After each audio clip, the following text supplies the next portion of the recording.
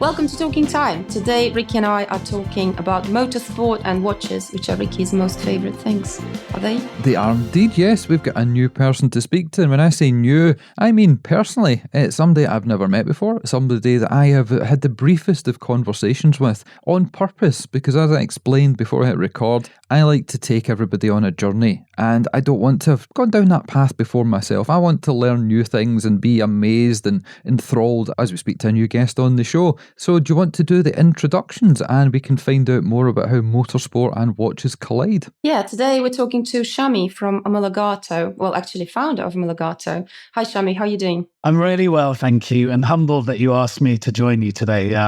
Been listening to you guys for a long time, and what you're doing with the association is wonderful. So the fact that you've asked me today, it's an absolute privilege. So thank you. Oh, thank you very much. Well, shall we start with finding out what Omologato means? I went online and you come first everywhere in all of the searches. Omologato comes on top, but then I also found out that it's an Italian word meaning, what does it mean? It means approved. Yes, it is. It basically, so if you wanted to race a car between the 1940s to roughly around the 70s, a road GT car rather than a single-seater, you had to be homologated. Your engine had to be stamped with Omologato, ready to race. So one of my dream cars has always been a Ferrari 288 GTO. The 288 is the engine, the GT is a Gran Turismo, and the O meant Omologato, homologated for racing. So that's where the inspiration to the name of the company came. And if you understand historic racing in particular, you'll know what Omologato means immediately. So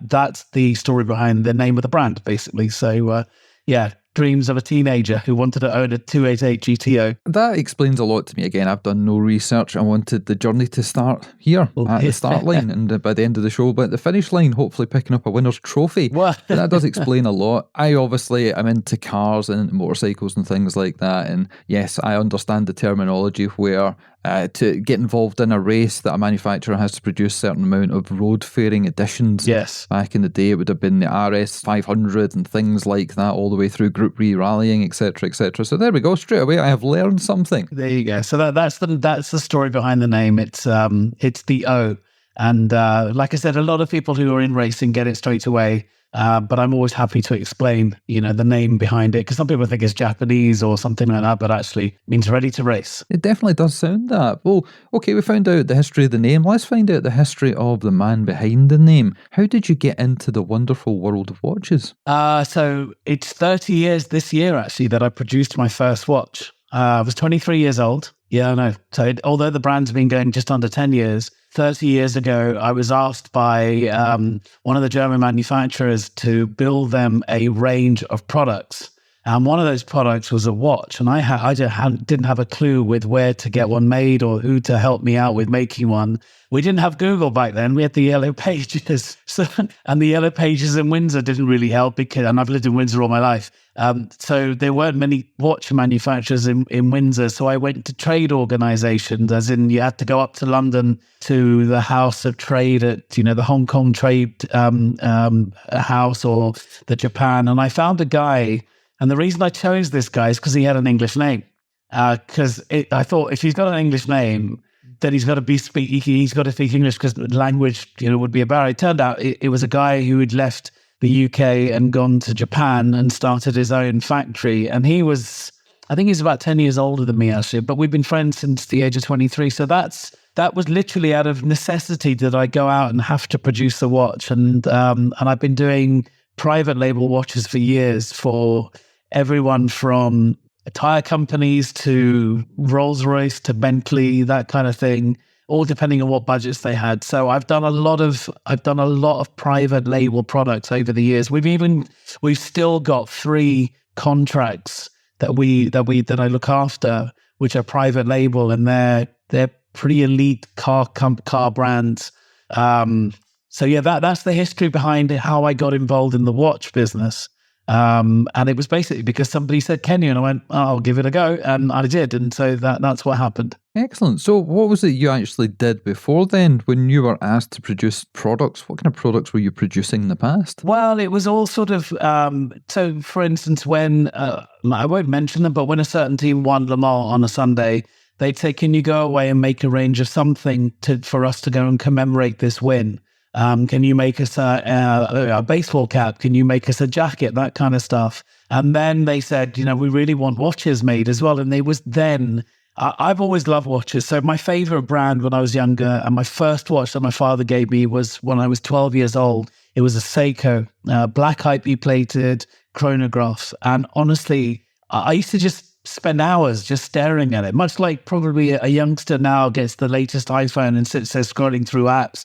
I literally, the way that this watch had a stop-start, the resetting, the needles moving around, I literally spent hours doing it. So my first love was a Seiko, and I still love Seiko now. In fact, I have a collection of Seikos, and I have a private collection of other brands, and I'm always out buying other brands. I bought a Grand Seiko a couple of weeks ago, actually, because I think it's probably one of the best watches on the market. So I'm a watch guy, and I love watches.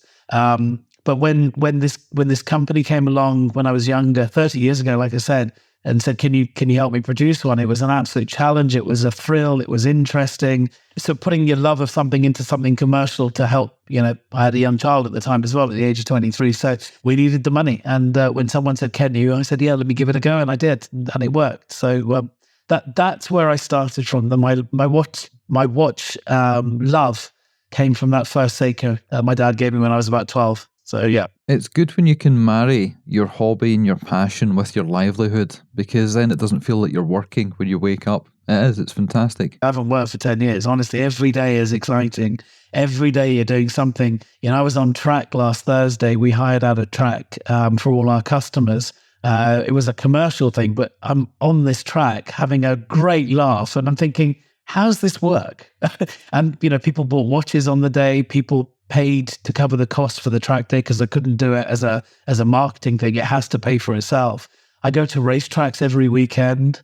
I get to give awards. I'm off to America later on this afternoon to give an award in Texas. Are you needing an intern? I've got a passport. Oh, it sounds glamorous, honestly. But, last weekend was Portugal. The weekend before that was Mexico. This year we've done... My heart bleeds for you, it really does. But it's wonderful. And really, honestly, I work because there's lots of pressure. But when the pressure's released and you get things right, it just feels amazing.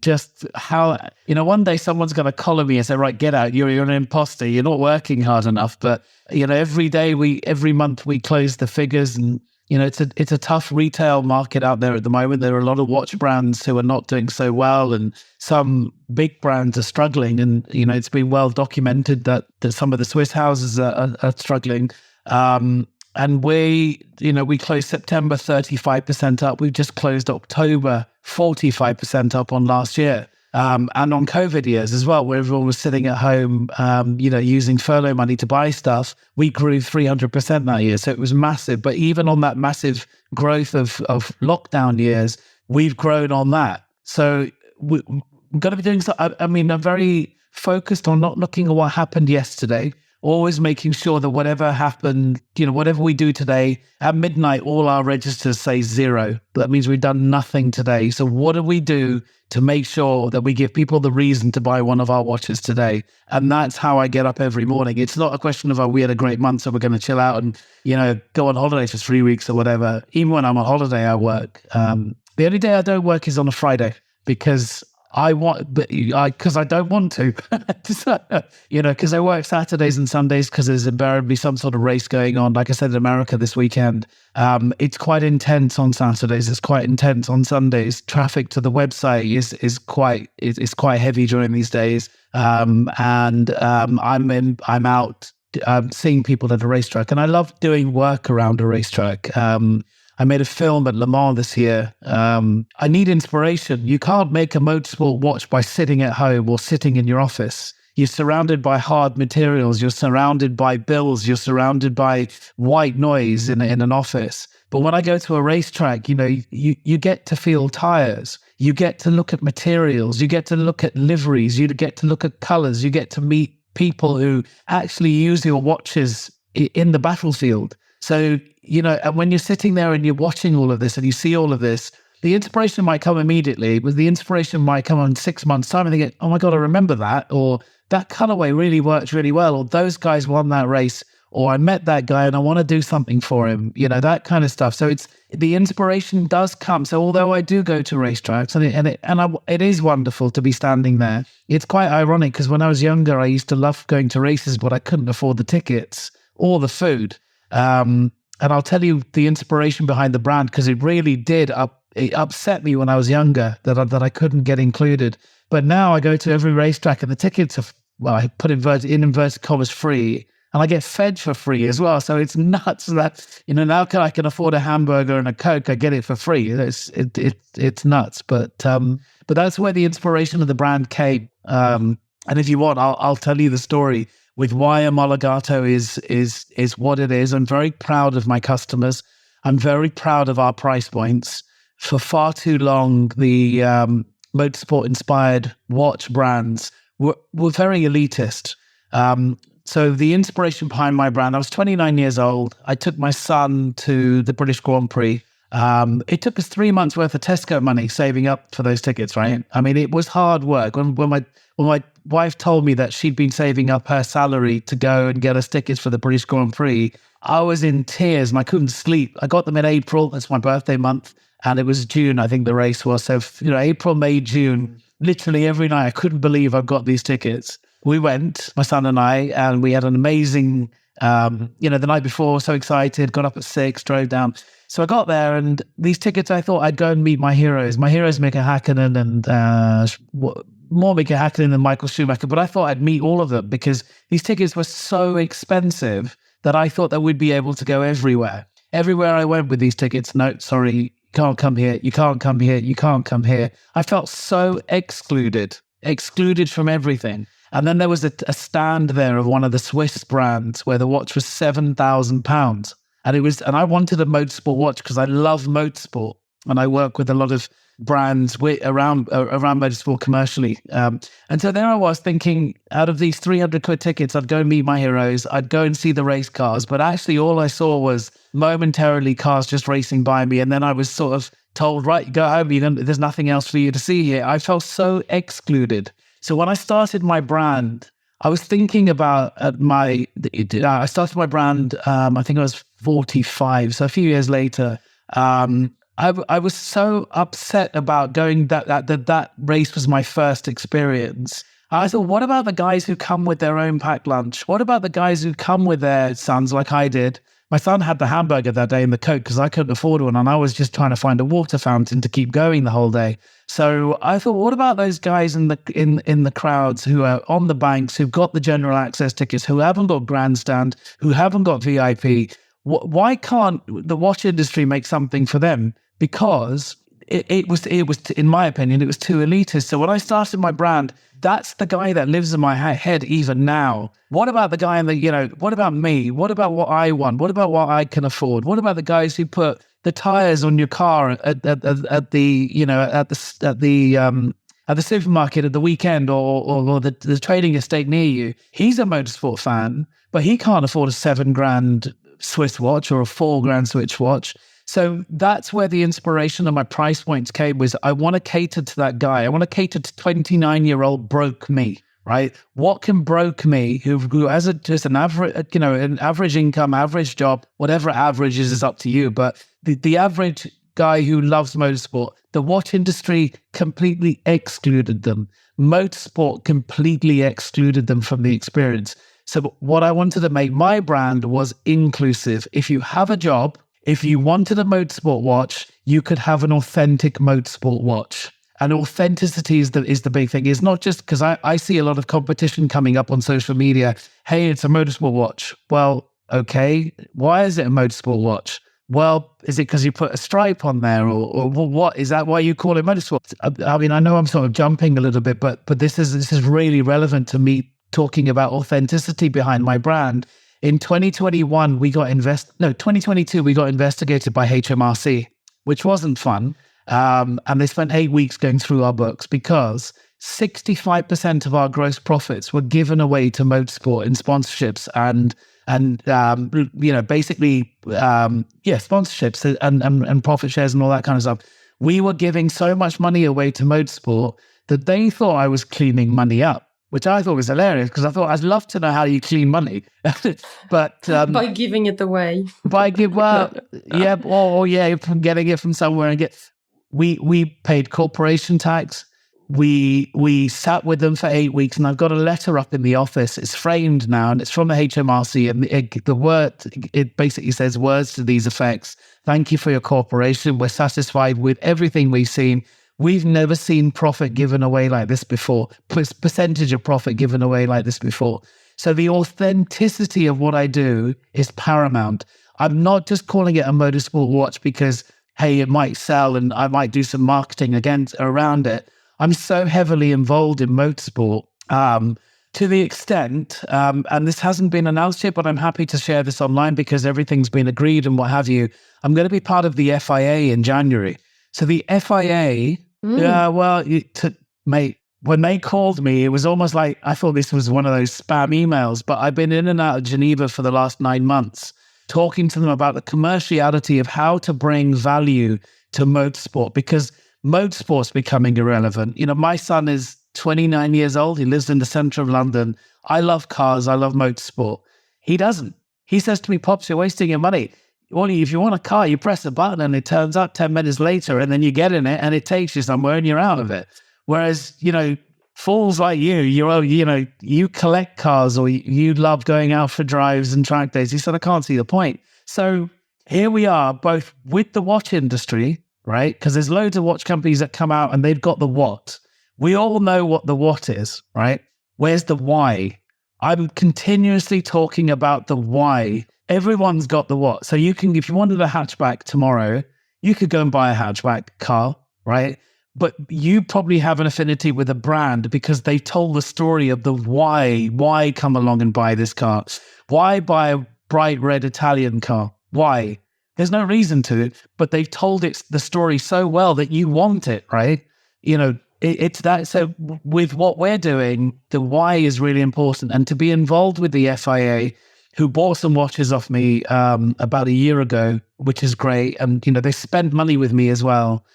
So for next year, I'll be working with them. And I'll be giving them the why. Why is motorsport becoming irrelevant? We have all these carbon conversations. We have global warming conversations. The younger generation, okay, we've got the Drive to Survive generation who brought some popularity to it. Once they move on to the next sport, or Netflix get bored and they're not making any money out of it, what's next for them? We've got to keep businesses coming into motorsport. We've got to make money from motorsport. Otherwise, it is going to disappear. And if you look at anything below F1 at the moment, if you look in the grandstands, there's hardly any people there. Even at the final race of the WEC, which is the endurance racing, there was no one in the grandstands. So I'm digressing now. So apologies. And is that why you've set up Team Omologato as well, to keep this fire kind of going and give people opportunity to be part of that world? Yes, I have. So my wife and I at home, our children are grown up. They have their own incomes, so they don't rely on me anymore. So we're very easygoing. My perfect Friday night is fish and chips and a video, and then bed at 10 o'clock because that's it for me. I'm not one of these sort of West End London kind of guys. I find them quite nauseating, actually. So so we're that kind of people. We're still, although I can afford more than a fish and chips now, but we're still that kind of people. So what can we do to help out? So, next week we've got this great thing happening with a young racing driver. When's this podcast come out, Ricky? It's coming out end of November, 27th. 27th. So I'm going to give you the story now because I'm so excited about it. So I work with Chip Ganassi Racing, which maybe some of your listeners may not know who they are, but they're arguably one of the top 3 racing teams in the world. So when people think about Ferrari, Red Bull, McLaren, or Mercedes, that kind of stuff, they're up there with that kind of level globally, and especially in the US. So one of their star drivers is a guy called Scott Dixon. He's a Kiwi. He's a New Zealander. One of the and he's sponsored by Richard Mille, which is wonderful. And I'm a big fan of Richard. And Richard, he's a fan of mine, which I'll tell you the story in a second, with how we got to meet and became friends, basically. And one of my racing drivers that I sponsor is a guy called Louis Sharp, who has come over from New Zealand. He came over to England and Britain and won the British F4 Championship. And his all-time hero, because I met him last week, and his father is Scott Dixon. Like I said, who I work with in Chip Ganassi Racing. So I put a little email out to Chip Ganassi and said, can you introduce me to Scott? I want to ask him a question. Scott contacted me. And although Scott races globally, he lives in Windsor. He lives a mile away from my house.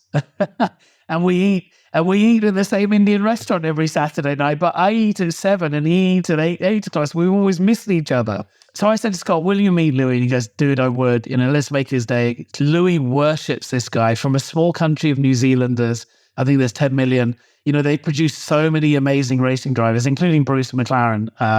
So they've got some pretty epic history of racing drivers. So next Friday, November the 10th, we're getting Louis down to the office, and I'm going to pretend it's a podcast and just a video, and I'm going to interview him.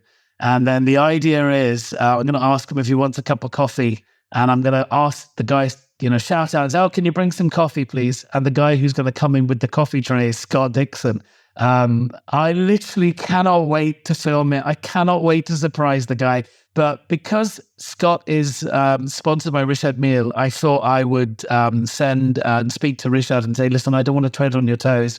Do you want to get involved? And he sent me a message. He said, I cannot wait to see the video. And we potentially could share it through our social media as well. So they're getting involved in this filming next week as well. So Richard Mille's at the top of the motorsport game, and obviously arguably at the top of the watch game too.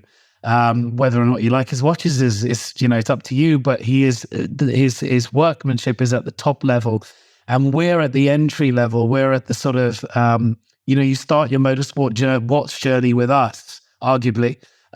So to bring in the young talent of British F4 with the epitome of racing, Richard Mille with Omologato, and then Scott Dixon with Louis Sharp, I can't wait. It's not a commercial thing. It wasn't meant to be a commercial thing. It was just me going, wouldn't this be great? And now it's turning out to be, God, this is going to be freaking epic, So I'm really looking forward to it. Really looking forward to it. Have they got Omologato watches now? So Louis has, yes, Yeah. because I sponsored the British F4 Championship. So if you get pole position on a Saturday, you get presented with the Omologato Pole Position Award, which is a watch. So there's a whole presentation. And I do that with 6 or 7 championships, including British Superbike. So if you watch that on a Saturday, you'll see the riders being presented with pole position awards. Trans Am in America, the Sports Car Vintage Racing Association, Formula Regional, Formula 4 in America, et cetera, et cetera. They all get presented generally with and also actually we just signed a deal with Canada yesterday. So that presentation will go into Canada as well. So yeah, I think now would be a good point to ask, because you have dropped subtle hints that your price point is not like Richard Mille. It's not going to be like other brands that do Formula One link-ups or other types of motorsport. So let us in on the secret then. What price point do your watches come in at? So my entry point is £99 because 29-year-old me couldn't afford more than that kind of money. And if you love motorsport, why can't you have something that celebrates your love of it rather than just a cap or rather than, a t-shirt or whatever? If you want to go to work in a suit or you wear a white shirt or whatever, something a bit more formal, why can't you have a motorsport watch? Why not? There are wonderful movements out there, as you know, Ricky. Entry-level movements, 3-hand movements made by Seiko, made by Mayota, and they just work, right? They may not be the Ettas, they may not be the Solitas, they may not be the mechanicals or whatever, but they just work and they work well. And if you want to get it serviced in 2 years' time, it's not going to cost you more than 20% of the watch, 30% of the watch, if that kind of thing. So they start at £99, and we have a wonderful range called the Tifosi. Tifosi, you probably know what that means, Ricky, right? I do not. Oh, okay. So Tifosi basically means you're a fan. It means fan of. So, you get the Tifosi of the Ferraris. And if you watch the Italian Grand Prix, you'll hear the commentators saying, look at the Tifosi running up to the podium. So Tifosi just means fan of. And we have Tifosi LMR, which is the Le Mans Racing one colors. We have Tifosi Maranello. We have Tifosi Ganassi. So we have a wonderful range of Tifosis where if you're a fan of, you can afford a motorsport watch. To give you an idea, we have the Tifosi Ganassi. So it's £150 that one, because we have different specifications, but they're between £99 to £150 depending on the specifications, depending on how many we make as well. So if you make, a couple of thousand, they're a bit cheaper than making, let's say, a couple of hundred. But the Tifosi Ganassi, that'll be worn by people in the race team. And these people could arguably phone up and buy the company on their credit card, but they wear one of my watches, And I'd love to tell you who I've had some amazing conversations with, but with GDPR, I'm probably not allowed to. But I've had, especially in the last couple of weeks, one guy who runs, and he's a legend, absolute legend, phoned me up and bought 24 watches off me because he bought them for his team as a thank you for racing so hard this year. As a thank you to him, I'm engraving all of the back of them with the team individual team names on the back. So, Mike Smith, etc., etc. But that guy could have literally given me his credit card number and bought my company on his credit card. So what's happened with the brand and with the people who bought into what I do, the entry level guys have bought the watches, which is great. That's my customer. But if you look at the list of the people who bought watches from us, they are literally the who's who of the motorsport community. Like I said, I can't tell you the names because of GDPR and stuff, but it is quite humbling when you see who engages with what you do and who phones up and wants to have a conversation with you. And, one, like I said, this guy over in America bought 24 watches off me. I work with Chip Ganassi, who, like I said, is a legend in my eyes, and now he's a friend. And the last couple of times they won the Indianapolis Grand Prix back in, I think it was September or something. And I text Chip to say congratulations, and he's on the podium with one of my watches. He normally wears a Rolex Daytona, and there's a story as to why he's got a Rolex Daytona, but he takes that off now and he wears an Omologato on the podium. And I text him, say thank you. And by the way, I've noticed the watch, and literally I watched it on TV. He's texting me back from the podium. So it was insane, honestly, but the endorsement is wonderful. The conversations and the people who are engaged and understand what I'm trying to do, it's really humbling. We're not elitist. We're very democratic as a brand. We're very inclusive as a brand. But the general, what's the right word I'm trying to say? The people who've engaged with it they're wonderful, and they just do nothing but support it, which is great. And that's the hashtag Team Omologato. If you go onto social media and click on it, Twitter, Insta and all that kind of thing, you click onto Team Omologato, people who've never bought watches, and they've told me this, and I must get a message like this every week. I haven't worn a watch in 20 years, but I've got 4 of yours now. How did that happen? So they're really, really, engaging with what we're doing and what we're trying to do. We use the hashtag Team Omologato, and I have an involvement with the race team as well, where actually I have an involvement with a lot of race teams where we support them. What race teams do you work with? Okay. So we did Le Mans this year, so the centenary of Le Mans. We had MP2 with Nielsen Racing. That was wonderful. That was amazing to be on the grid at Le Mans with hashtag Team Omologato all everywhere. That was a dream. And we do Cayman Porsche GT Cup, GT4, where the team is actually called Team Omologato. So if you watch it on ITV4 in the UK, the commentators shout out Team Omologato, which is great because that's the official name of the team, and it's a Porsche GT4 team. And I commercially go out there and find sponsors and find B2B deals and get people involved with it and work with the racing drivers. We're actually testing in Silverstone today, actually this morning. I can't be there because I'm here. But they're testing for next season, and we came second. We had many podiums, etc. So yeah. If there's anything to do with Caymans, let me know, because I've got a 981 and I'm in there. Oh, mate. Well, Ricky, you should have said I could have got you in a Cayman at Silverstone this morning. But I could have got you a passenger ride. I'm here talking to you. Next time. But next time we do testing, I've obviously got your details now. You're my guest. I'm going to get you in a passenger seat and get you around Silverstone in our racing. We got 2 Cayman GT4s. So in the Porsche GT4 Cup. So it's, but that's a separate commercial deal. It's not me just, putting a logo on a car. I now actively go out and raise money for the team, whether the team needs a toolkit sponsor or a tire sponsor or a brake sponsor and all that kind of stuff. I work the commercials out on how to bring value to the team. And in return for that, the team has basically named it Team Omologato because they love the brand. They all wear our watches. So, going back to the authentic thing, I'm involved with the race team financially. So there's the authenticity behind the brand. I don't just put a name on a watch and hope for the best. Going back to the authenticity of what we do, I sponsor racetracks around the world. So Monza, we sponsor them. So if you go to Monza, there's a clock there, which is an old 1970s clock. And when I was doing the deal back in 2017, I was walking around with the boss Pietro. He's a good friend of mine now. He's become a great friend.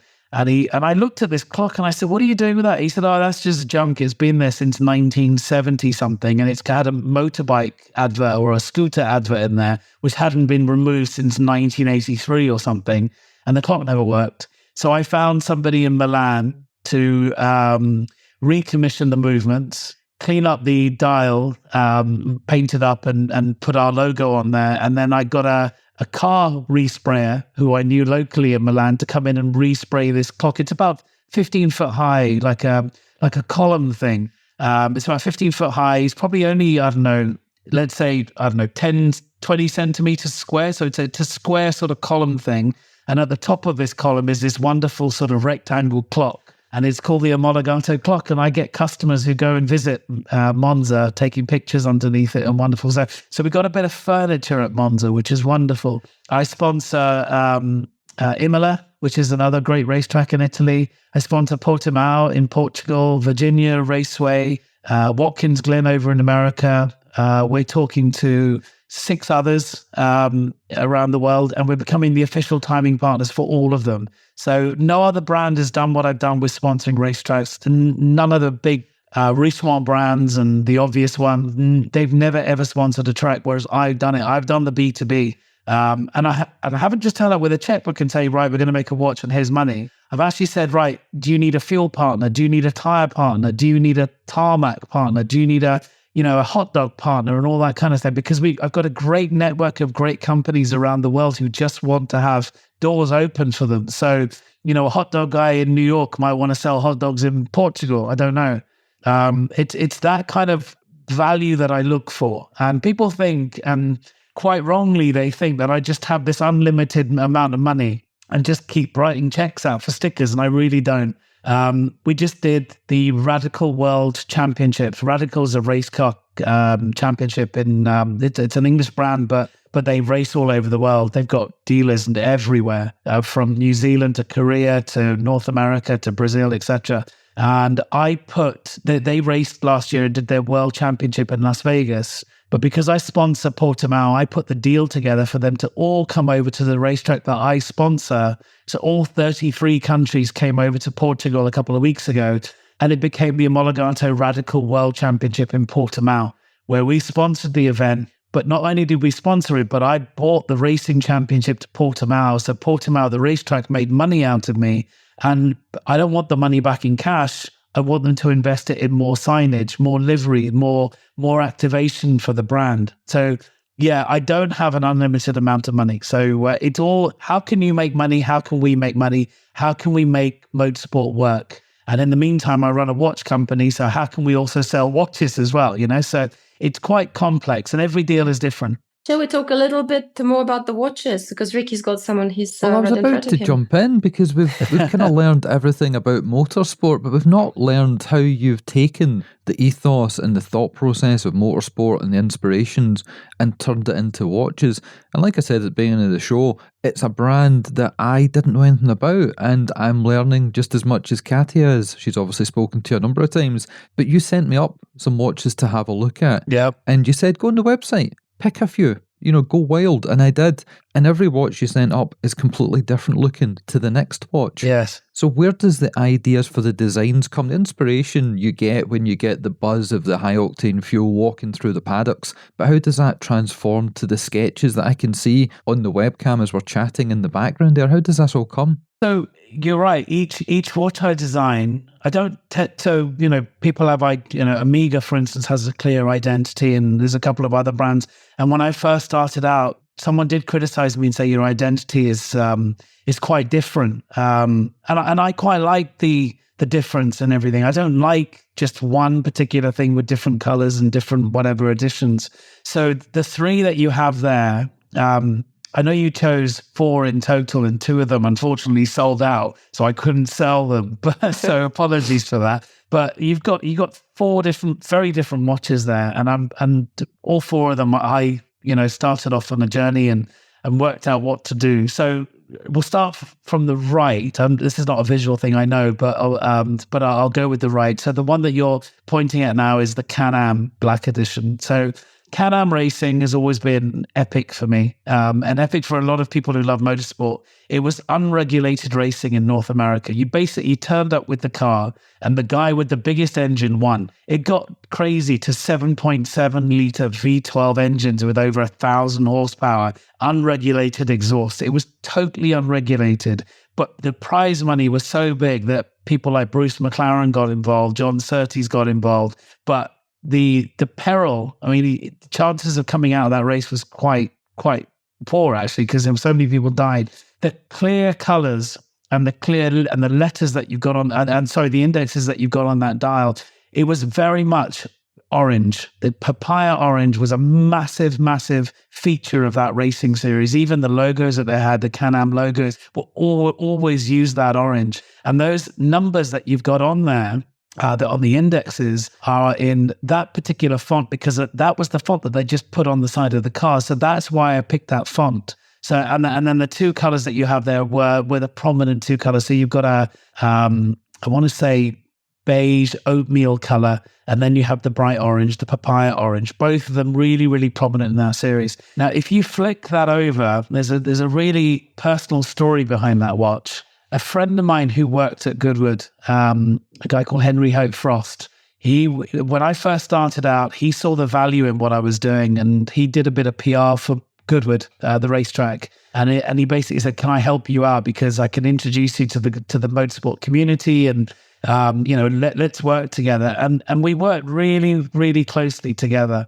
When the prototype of the Can-Am came out, he said, "Can I wear it?" And I'll wear it at the various shows that he was doing, commentating and that kind of stuff. Unfortunately, on March the 8th, 2018, he had a motorbike accident and died, which was devastating. And he was wearing, not the exact one that you've got, but I've got it in the safe. He was wearing the prototype of the Can-Am. Every time he tweeted or did something, he always used the hashtag fever in his posts. And the fever stood for, "I've got the fever for motorsport." If you posted a picture of a racing Lamborghini or something, this car gives me fever, hashtag fever. So if you look on the case back of that watch as a tribute to him, because he loved that watch so much, and he wore the prototype when he died, or was wearing the prototype when he died, it's got hashtag fever on the back of it. And the community who loved Henry bought that watch because it was a tribute to him. So that design came out before, but it's now synonymous with the legacy that guy left behind. And that's why that's got hashtag fever on the back. It's not because I thought it'd be cool. It's because it means something. So, so that's the design on the Can-Am. And then moving on to the next one, which is the green dial, Le Mans 59. So the case came to me because I did see a case like this on a vintage watch. I have a real passion for a brand called Anycar and Racine. Do you know them, Ricky? Yes, I have one of their vintage watches. Oh, I love Racine, and I love Anycar, and I love the Gallup brand, actually. I think the whole thing is wonderful. I wish they were more prominent, and I must have about 30 both Anycar and Racine watches, because every time I see one on eBay, you can get them, if you're lucky, you can get them from 30 to 50 quid, but if you're unlucky, they're about 400 or 500. But I tend to buy them at the sort of the 100, 150 thing. And they had this particular case, which it wasn't exactly the same, but it inspired me to make this particular one with almost the plush buttons on there. So that's my love of vintage racing watches right there. And when I say racing, the reason I say racing is because Jim Clark used to wear a Gallup watch. So there's the inspiration behind his good luck charm. So I can't remember what year exactly. I think it was 67. He won the Indy 500. His good luck charm was a Gallet watch, and he wore it during the race. And every time he was racing somewhere where it meant a lot to him, he's put his Gallet watch on. So that's where the inspiration from that case came. Now that particular watch celebrates the Aston Martin brand. In 1959, they went from just a regular sort of English car brand to a Le Mans winning race brand. And their car was that color, silver wheels, hence the silver subdial. And if you look closely, Ricky, at the index marker 59, I don't know whether you can see it or not, it's highlighted in yellow. Can you see that? Not in this light, I can't. Oh, Nope. okay. Well, if you look under a brighter light, if you look under a brighter light, maybe even a magnifying glass, the reason that's yellow is because the race car that won the race was in that dial color. The wheels were silver, but it had a yellow detail on the grille. So if you ever Google DBR1, those were the exact colors. So I had to put that yellow highlight in there, and that's the reason, and that was only because I saw the car at Goodwood. I sat with it, I studied it, and I needed to take details from it, the correct colors. So, and obviously they won it in 1959, so that's why the 59 marker is in yellow. So little details like that, because it's very easy to make a watch look like merchandise. And that's the one thing I don't do, is make my watches look like merchandise. I might have made a couple of mistakes with watches in the past and made them look a bit like it.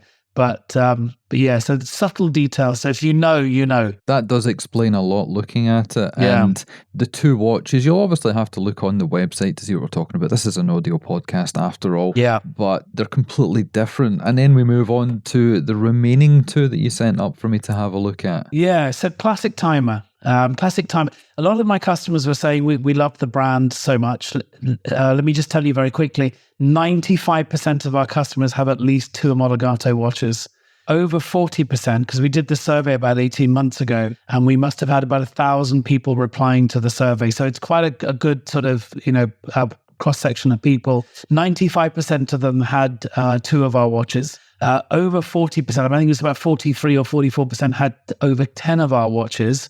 And a hardcore bunch of them, between 10 and 15%, had every single watch, which is over 60 models. So we've got a really, really good retention rate, and customers are really loyal to the brand. Every time I announce something, I must have about 20 phone calls on the first day saying, I need my watch, I need that watch. So we've got a really, really nice bunch of people, every single customer, wonderful, but we've got a heavy retention rate, and they come back for more and more. The odd customer, you might get, they might not like the product and might not like the brand, which is fair enough, but 95% of our customers have at least two. Anyway, they were all saying that, that it's time for the brand to go to full automatic. They wanted to move away from quart, or they wanted a Omologato. So I started this project called Classic Timer. They're very, very low runs. They're at £600 retail, so that's more than our regular price. We use Miyota automatics, which again are very, very reliable, very accurate, easy to service, etc. But the thinking behind this particular brand is Classic Timer. So it's, in my mind, it's the watch. So I've got a few watches from the 1950s where they don't have flat sapphire glass with complicated sort of surfaces and that kind of stuff. So all this whole range has domed glass, because that was prominent in the 50s. It is sapphire coated, so we've added a bit of modern technology to it with regards to the glass and stuff. But they all come with the dome glass sapphire coated. They all have sunray dials. I love sunray. I don't know what it is about sunray dials, but I love them. And I don't know why I love them so much, because I've been thinking about it. What affected me? What watch did I see when I was younger that made me love sunray? So whenever I do a premium product, it's the sunray that I always insist on almost. Even the factory say to me, do you want to move away from it? And then the movement that we have on this one is the calendar one. So it's the month, day. It looks like a chronograph, but it's not. It's a month, day, and then date. And I've put a lot into it. So bespoke cases, the upgraded, higher grade Italian leather rally straps, The embossing on the back, they're not engraved, they're embossed on the back. And if you look at the edition number you have there, I think on it costs only 75, I think there was, or 77. So they're really low edition. So once they sell out, and then we go on to the next one. So I have 3 more coming in where we've only made 50 of one, and I've made a Maranello, which is being featured, I think, in the Gentleman's Journal, actually, next month. It's 61, only 61 of those. So they're more expensive than my regular stuff. I still believe they're great value. Things like raised indexes, automatic movements, like I said, the bespoke cases, the dome, and the low volume. So there's an exclusivity. But, again, if you've got a job and you love motorsport, you can still afford it. So that's the thinking behind that. So with this one here, obviously my background and my heritage is Scotland and Scottishness. This has got a saltire on the dial. So what's the story with this one? So Scotland has produced some pretty epic racing drivers. Jim Clark. God, my memory's going to fail me now, right? Colin McRae. Colin McRae. Stewart Racing, David Coulthard. You've got all these wonderful Scottish racing drivers who came from a relatively small population in Scotland and conquered the world. So I needed something to celebrate them. There was a really famous racing team called Kyriakos. I worked for them. Oh, did you? Oh, okay, cool.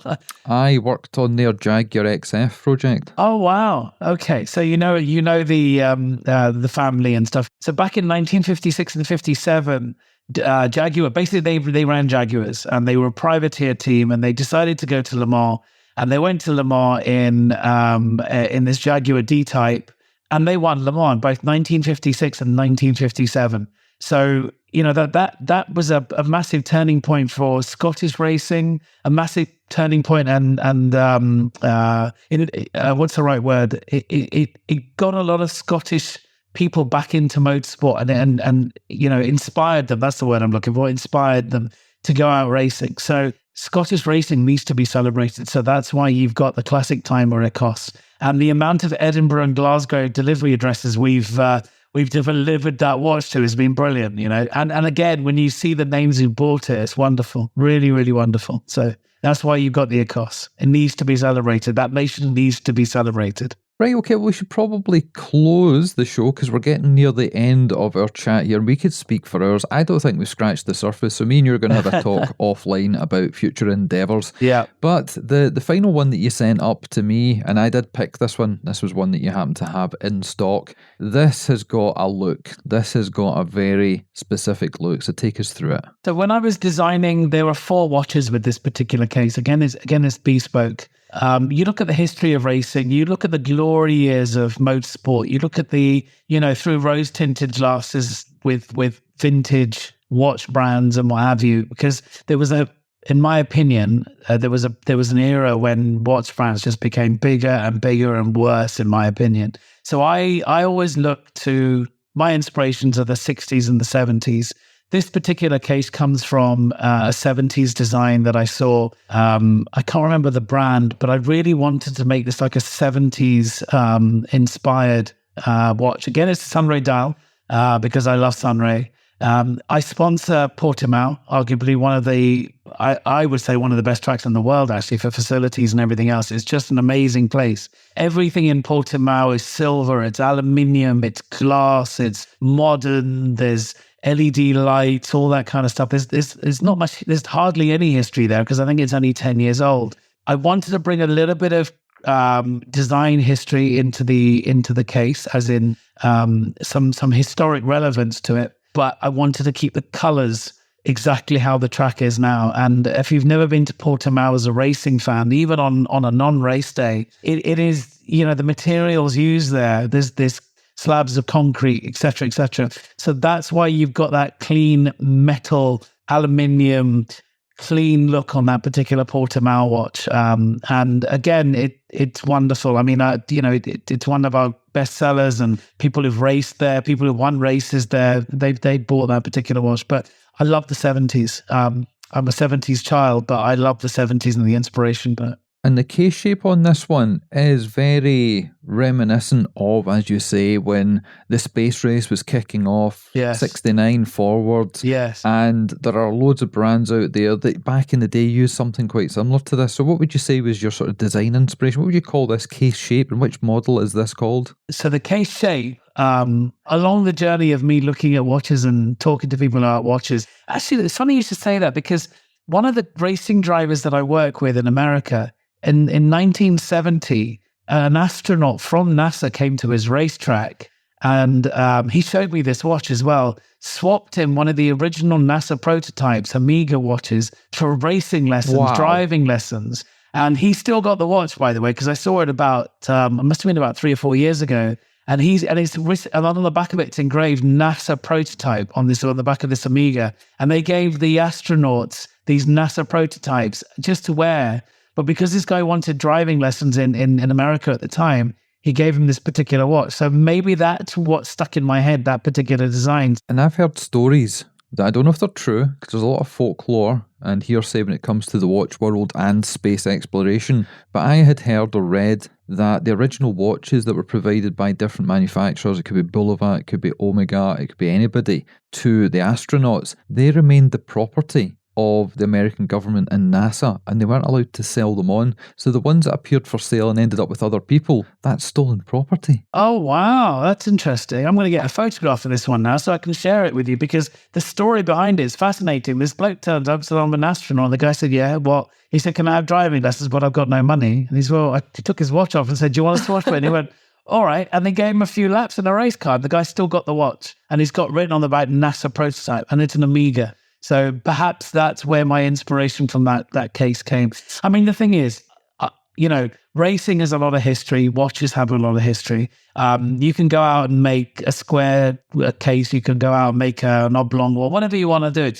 Invariably, someone during history is would have made that particular design. So it's very difficult to just come up with a circle or just come up with a rectangle or whatever. So, but I always take inspiration, and I'm inspired by other brands, and I'm inspired by people. Just get that chunky 70s vibe. Yeah. That is so cool. And like you said, with the aluminium dial, the playing of the black, the red, and the silver effect, it definitely is worth a look. So everybody should be looking on the website to not just look at the 2 watches or the 3 watches we spoke about previous, but this one here's probably my favourite. And that is terrible me saying that, because I've got a watch here with a saltire on it and I'm putting it to the side. But no, this is absolutely fantastic.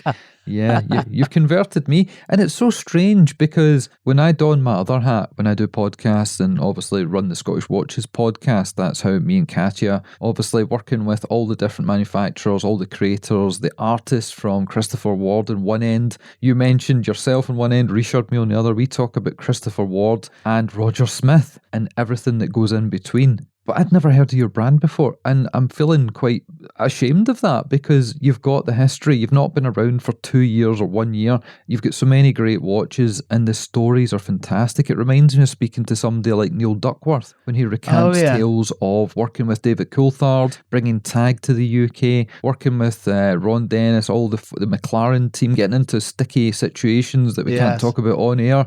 It's just fantastic. And these watches here, for your price point, for the value you get, and I love value. Most of the watches I try and talk about on Scottish Watches, it's not the price, it's what you get. It's the feeling that you walk away with. And you can spend 20 grand on a watch that really doesn't set the world on fire. You know, it looks okay, but it just blends into the background. Each one of these here, it could be the Aston Martin colours, it could be the Can-Am with the IP coated casing, right the way through to the last one we talked here that has got that vintage vibe about it. They're all completely different looking, and if they were placed on a table without a logo, I could not say they were from the same manufacturer, because you've got so many themes running independently. So you've got something for everybody. And again, that's something great, because a lot of brands, they're all samey.